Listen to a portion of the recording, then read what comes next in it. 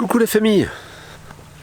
Alors dans cette vidéo on va faire la connaissance de Charline, donc l'abonnée qui m'a fait confiance, donc celle qui a un petit peu déclenché les idées que j'ai aujourd'hui. Je lui ai trouvé son camping-car, donc ça a été le premier, donc c'est ce qui m'a donné l'idée ensuite de venir un petit peu en aide à ceux qui ont un petit peu de mal à trouver leur monture, leur habitation. Alors ça peut être une habitation de vacances, hein, c'est pas forcément une habitation dans laquelle on va vivre. Mais donc pour son cas elle est digital nomade en fait, hein, et donc elle a décidé d'y vivre, hein, d'y vivre. Donc elle va nous expliquer tout ça. D'ailleurs je la remercie, hein, dans cette vidéo, je l'ai déjà fait je pense, mais je la remercie de m'avoir fait confiance parce que c'est pas évident, hein, elle me connaissait pas.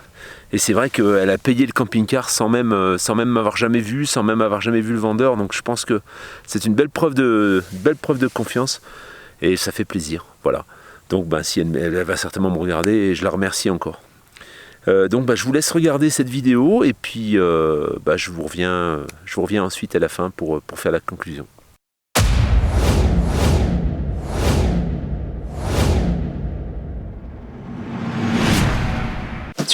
Coucou Charline, ça va? Ça va? Et toi Pascal? Nickel. On est chez toi là? On est bien, on est chez moi. Voilà, on est chez Charline, donc c'est mon abonné qui m'a demandé de lui trouver un camping-car. Là, voyons, on est dedans. Ça fait quoi? Ça fait bien. Ça fait bien? Ça fait très bien. Les nuits sont pas trop difficiles? Les nuits sont géniales. Ouais, t'as pas eu trop de mal au début, tout ça non? Alors non, je... habitué? Alors, je t'avoue que ça me faisait un peu peur de passer d'un appartement à dehors. Ça me paraissait être un peu la jungle. Donc ça tombait bien entre guillemets parce que Amazon m'a pas envoyé mes panneaux solaires assez rapidement. Et donc j'ai pas pu les monter parce que je les avais pas. Donc j'ai fait 2 jours en camping, branché à l'électricité. Comme j'ai un travail en freelance, comme ça m'a permis de bosser, de brancher mon ordi. Donc déjà 2 jours en camping, voilà, ça donne le temps de prendre possession des lieux, de voir comment ça se passe, parce que j'ai déménagé d'un studio au camping-car, donc j'ai pris toutes mes affaires sans avoir trop trié, j'ai tout foutu dedans, et puis je suis partie. C'est au centre-ville de Grenoble, pas facile de se garer, et je suis partie au camping, donc là j'étais contente de pouvoir... d'être dans un lieu surveillé, connu, sécurisé, surveillé, sécurisé, voilà. J'avais tellement d'autres choses à gérer, du type quoi mettre comment, où ranger mes affaires. J'avais les vélos là dans l'allée quand je suis partie, hein, l'allée du camping-car. Voilà, donc là le temps de voir, de prendre possession des lieux. Et après, une fois que j'avais tout aménagé, j'ai passé 2 nuits en camping. Et après, je suis allée passer une nuit dans un centre de village. Déjà, pour moi, c'est une étape un peu plus importante. Bon, on est quand même dehors, mais j'étais pas non plus au fin fond de la forêt toute seule. J'étais dans le centre d'un petit village près de Grenoble. Donc ça, c'était première vraie nuit dehors. Et puis là, cette nuit, moi, je suis arrivée hier. Ça commence à aller, quoi. Maintenant, tu commences à trouver tes marques, tu dors. Elle arrive même à dormir en pente, en fait. Le camping-car, il pique un peu du nez. Mais j'ai pas mis les cales, ouais, non, mais je dors sur la capucine. Hein? Et moi, ça me plaît. Ça me plaît vachement, quoi. Donc là, on a monté tes panneaux solaires, enfin une partie seulement, puisque t'as pas tout reçu. Toi, tu vas te coller les autres. Mais bon, c'est en train de tourner là. Le courant est en train de charger. Il y a du soleil. C'est quoi qui t'a fait, en fait, qu'est-ce qui t'a donné l'idée de vivre dans un camping-car? Comment ça t'est venu, quoi? Parce que en fait, tu vivais dans un appart, t'étais tranquille, quoi. Déjà, je vais revenir sur les panneaux solaires.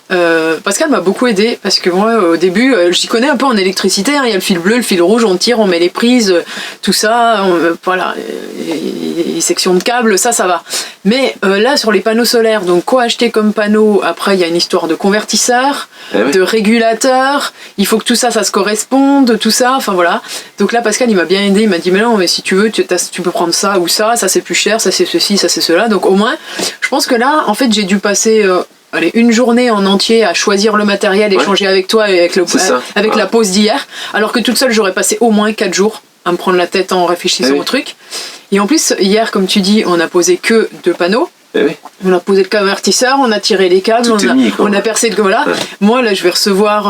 en tout, je vais avoir 6 panneaux. Je vais recevoir les 4 autres. J'ai déjà collé une fois les panneaux avec toi, là, hier. Donc, je pense qu'en 1 heure. Ah bah alors, en 1 heure, c'est fait. En 1 heure, c'est fait. Alors que là, nous, ça fait une journée qu'on y est, donc on a fait les 3 quarts du boulot. Les branchements sont faits, il n'y a plus qu'à brancher les fiches, en fait, au moment où tu auras branché tes panneaux, tu auras collé tes panneaux et hop, tranquille. Enfin, voilà, je suis super sereine, je sais que je vais recevoir mes angles et mes panneaux. 660 watts de panneaux. 660 watts de panneaux, si jamais vous êtes en froid avec EDF ou je sais pas, elle peut vous vendre de l'électricité en fait. C'est ça, ou si vous garez à côté de moi, pareil, je vous échange du jus. Pas cher, 10 € le kilowatt. Non, on a dit du jus contre du jus. Du jus contre du jus, voilà, c'est ça. L'apéro contre un peu d'électricité. Ça c'est génial. Donc voilà pour la partie où c'est vrai que tu m'as bien aidé à installer ça, parce que alors quand on fait, c'est toujours pareil, quand on a fini c'est pas compliqué, mais quand on n'a jamais fait, on tâtonne un peu, ouais, c'est sûr. Ouais. Alors pour revenir à ta question du déclic du choix, en fait moi c'est pas vraiment un déclic à un instant T, ça s'est fait, c'était une continuité des événements que j'ai vécus. Là on est au mois de septembre. Ouais. Et il y a 1 an, je me séparais. Il y a 1 an, je me séparais pas de mon gré, on va dire. Donc voilà, on s'est séparés. Donc après la rupture, après le partage de nos biens, voilà, ça a pris un peu de temps jusqu'au mois de juillet. Là, il y a quelques mois, donc il y a 2 mois. Et au mois de juillet, tout était réglé. Et puis pour repasser les détails, je pouvais quitter mon travail en CDI et entre-temps, j'avais aussi un autre travail en freelance. Donc je me suis dit, attends, là où tu habites, en plein centre de Grenoble, c'est pas le rêve. Moi, je voulais pas habiter là, mais bon, j'ai dû quitter l'appartement qu'on avait acheté, enfin bref. Donc je me retrouvais dans un appart, donc c'était bien parce que j'avais un toit et tout. Et je me suis dit, t'as plus de boulot en CDI, donc t'as plus besoin de rester à Grenoble. Je voulais partir du centre-ville, mais je me suis dit, pour aller où ? Autour de Grenoble, il y a des massifs montagneux. Je savais pas où je voulais habiter, dans le Vercors, dans la Chartreuse, un peu en Beldonne, pourquoi pas. Après, je me dis, mais quelle taille de maison ou d'appartement, voilà. Je voulais pas louer parce que voilà, c'est psychologique, ça m'embête de donner de l'argent alors que je pourrais acheter, voilà.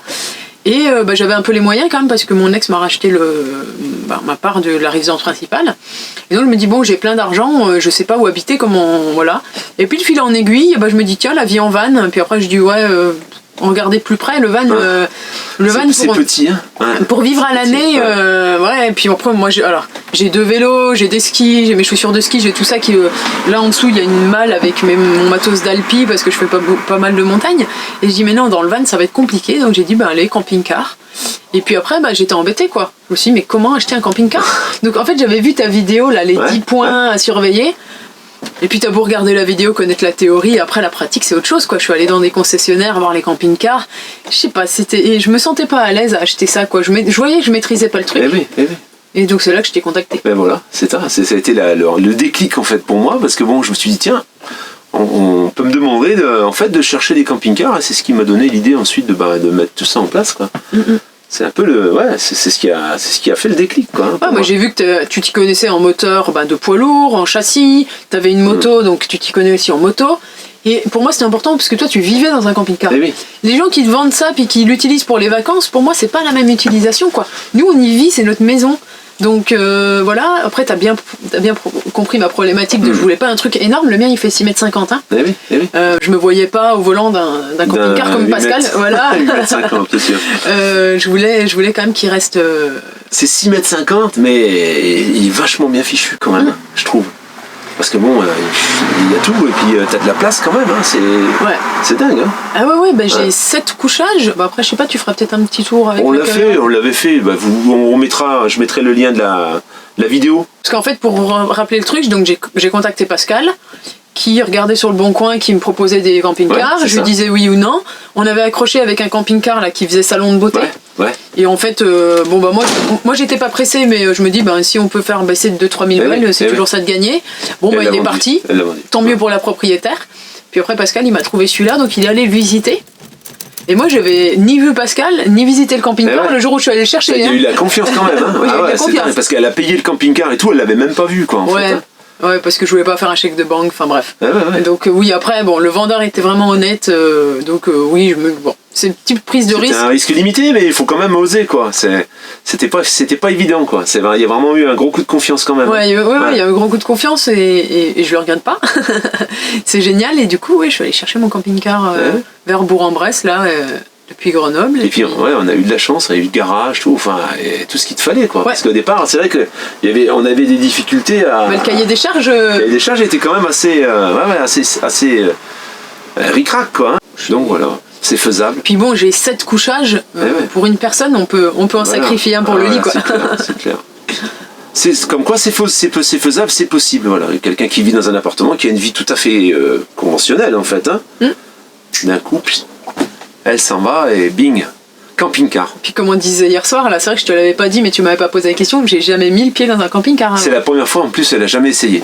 Elle est allée le chercher, elle n'en avait jamais conduit. Ouais, c'est ça. Et puis après, bon bah voilà, elle m'a appelé, tu m'as appelé une fois ou deux pour le gaz. Et ouais, parce qu'on a toujours des petites questions en fait, hein, c'est toujours un peu, voilà quoi. Ouais, j'avais le gaz qui marchait pas, qui fonctionnait pas. J'ai essayé de tourner un peu les boutons, j'ai eu Pascal au téléphone, on n'y est pas arrivé. Puis là, on a vu ça hier. Allez, en 5 minutes. T'as regardé, tac tac, attends, t'as pas les arrivées. Moi, je les ai vus les arrivées, mais j'avais pas vu le bouton en dessous. Il y a toujours une sécurité en fait. Ouais. Mais c'est vrai que c'est une petite aventure à chaque chose qu'on fait. Naturellement chez nous, ben là c'est un peu remis en question, quoi. C'est voilà, tu veux te faire cuire tes œufs pour manger, ben non, t'as pas de gaz. Parce qu'il y a une sécurité que t'as pas vue. Tu vas aux toilettes, c'est pas pareil. Tu veux dormir, c'est pas pareil. Il y a toujours. Et puis là en fait, toi t'es dedans depuis vendredi, hein. Donc on est aujourd'hui mardi matin. Voilà. Donc là toute l'aventure est devant en fait. Ouais, c'est ça. Et ouais. Tu vas certainement avoir d'autres trucs, des petites choses sur lesquelles tu vas hésiter ou des améliorations là, comme je t'ai dit. Mes bouteilles, j'ai pas de casier pour ranger les bouteilles, bouteilles d'huile, de tout ça.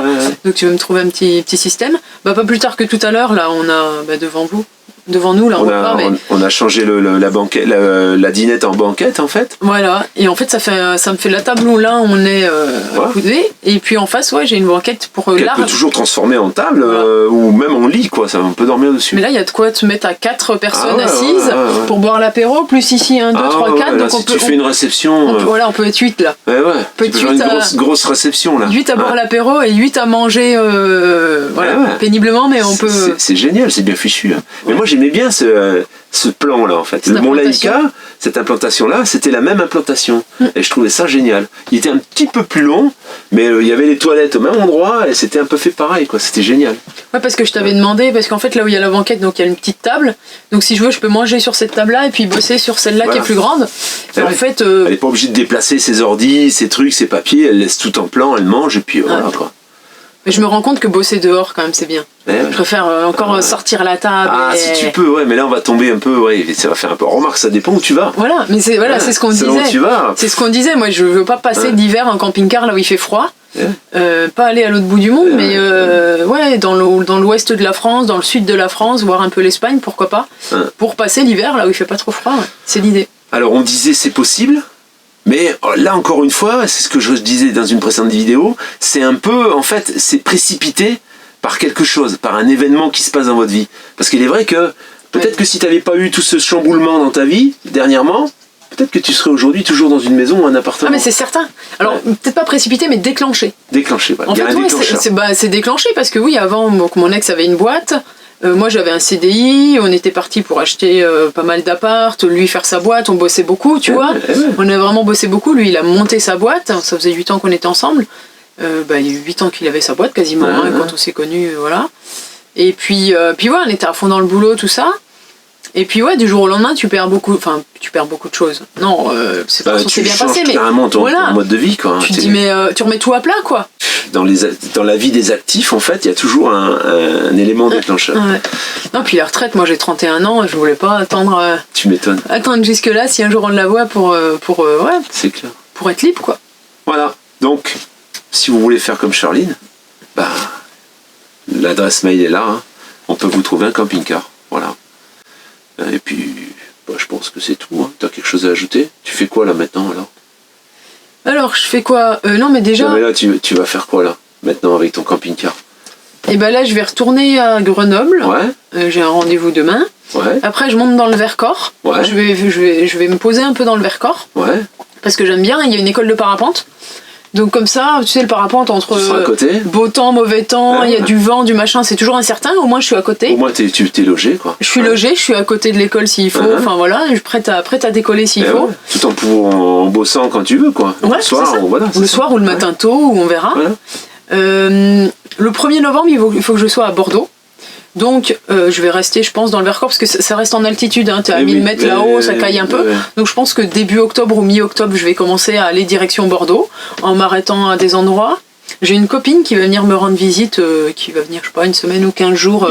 Parce que moi, l'idée, quand même, c'est d'être en camping-car, puis de faire un peu porte ouverte à mes amis, ma famille, en disant... si vous êtes dans le coin, hein, vous voyez son camping-car, vous allez boire l'apéro, quoi. Mais pour mes amis, c'est vraiment porte ouverte vacances, quoi. Je te loge, je te nourris, viens, on va où tu veux, presque. Ça, c'est sympa. Et après, j'ai une autre amie qui va venir début novembre aussi vers Bordeaux, pareil, habiter dans le camping-car. Donc j'ai quelque chose un événement du 1 au 5 novembre. Après, je vais rentrer vers chez moi à Besançon pour Noël. Mais alors, soit je fais le tour depuis Bordeaux par le haut de la France pour arriver à Besançon. Comme ça, je visite, je m'arrête, voilà. Soit je redescends par le sud et puis je visite aussi. Et le 25 janvier, il faut que je retourne à Bordeaux.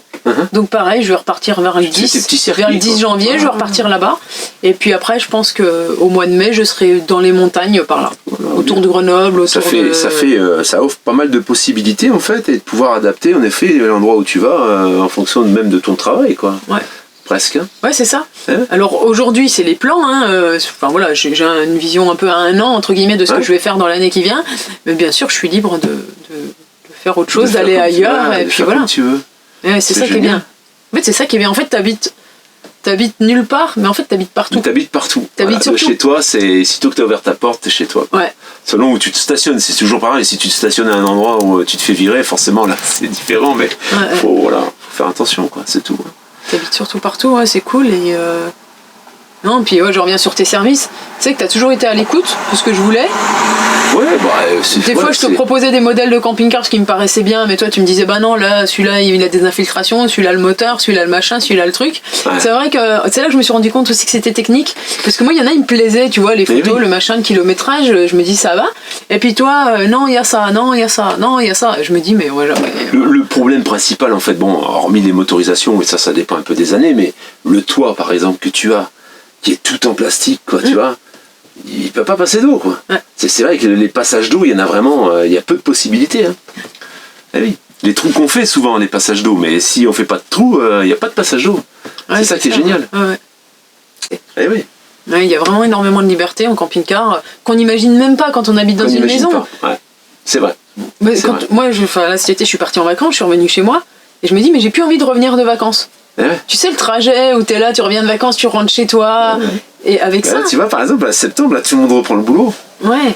Voilà, toi t'as l'impression d'être un peu décalé, quoi. Non, même si toi tu bosses dans ton truc. C'est pas qu'une impression, t'es décalé. On est décalé. Voilà. Mais moi je trouve qu'on est bien décalé, dans le bon sens. Ouais, c'est bien décalé. Ça réapprend un peu beaucoup de choses et ça fait évoluer dans la tête. Même si ça dure pas toute la vie, même si on décide de l'arrêter, la trace elle sera toujours là en fait. Ouais, c'est vrai que t'as raison de parler de ça. Moi je me vois pas toute ma vie dans un camping-car, être nomade, mais je m'y vois au moins 1 ou 2 ans. Donc déjà, là j'ai ma vision à 1 an, mais je pense à 2 ans. Et en fait, je me dis que au prix que je l'ai payé, si je garde 2 ans, c'est comme si j'avais payé un loyer, enfin le prix du camping-car, c'est comme si j'avais payé un loyer, donc au bout de 2 ans, je pourrais presque, s'il faut, le mettre à la poubelle ou le donner, qui m'aurait rien coûté. Alors en plus, au bout de 2 ans, en plus, comme on l'a bien choisi, il va valoir au moins son prix, voire plus. Au moins son prix. Donc, avec les équipements, tout ce qu'elle a mis en électricité et tout, il va être complètement autonome. Donc, il n'y a aucun problème, quoi. S'il reste comme il est là, et je suis sûr que ils seront plus chers, sans problème.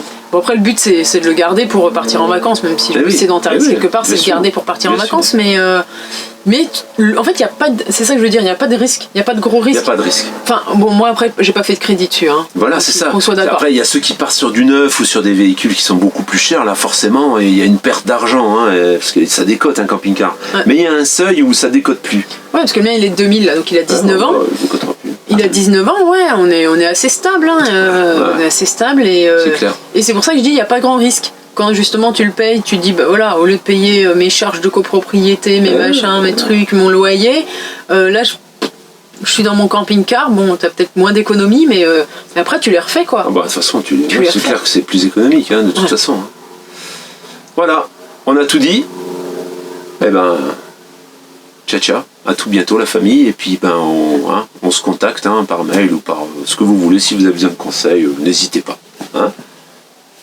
À bientôt, ciao. Voilà donc comment ça peut se dérouler, vous voyez. On a fait une heureuse en fait. Pour le moment elle est contente. Donc là c'est le début.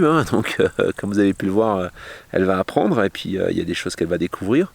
En attendant, voilà, moi je suis là de toute façon si elle a besoin et bon, elle peut m'appeler quand elle veut et puis je lui donnerai les conseils dont elle a besoin. Voilà, alors si vous êtes intéressé également par un soutien ou même un conseil, même si c'est un conseil que vous avez besoin, il n'y a aucun souci. Le mail donc, que j'ai créé spécialement pour ça est là, et puis vous n'hésitez pas. Voilà, et bien écoutez la famille, je vous dis à tout bientôt.